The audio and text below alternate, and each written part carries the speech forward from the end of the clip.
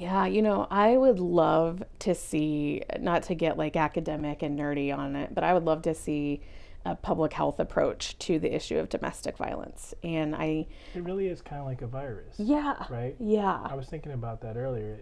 There's no socioeconomic boundaries. It yeah. doesn't care who you are, where you're from, what you look like, or what you believe. It can strike anytime, anywhere. Absolutely. And so, because of that, like I think about the analogy of it wasn't that long ago, like where, in our country, you could be smoking on an airplane, right? Or people would be smoking right here in your office. I've seen this in the movies. Yeah, yeah, me too. And luckily, right, our country, we took a public health approach to Right. that social problem because we realized not only is it affecting smokers, but all the people around them. Right. And so we took a public health approach to that. There were prevention, like don't start smoking campaigns with the youth.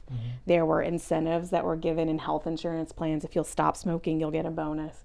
We pass laws that say you're not going to smoke in restaurants. Right. Like we have done this total comprehensive response to that social problem.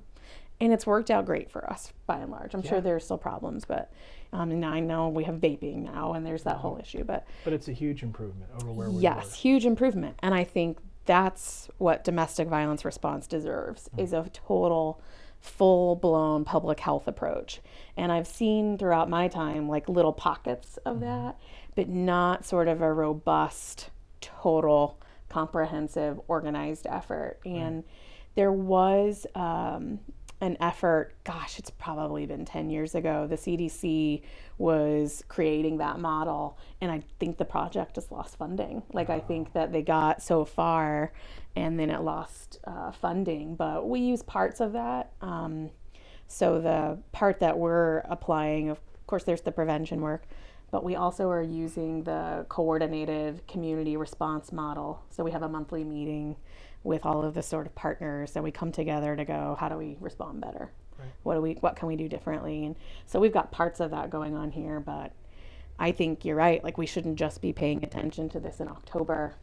It is certainly happening in every other month of the year. Right. And so that's my idea about what we all could do is we could say to our schools, I want these programs in our school for our kids to learn from. We can say to our elected officials, like, we want a strong response to this issue. We can go to our state legislature and say, tighten the laws up, or we need better laws. There are a lot of things that I think the public could do if they realize that whether they're experiencing domestic violence or not, they are impacted. Our healthcare costs are impacted, each and every one of us. It has an impact with public safety. A number of our homicides in Topeka are domestic related. Right.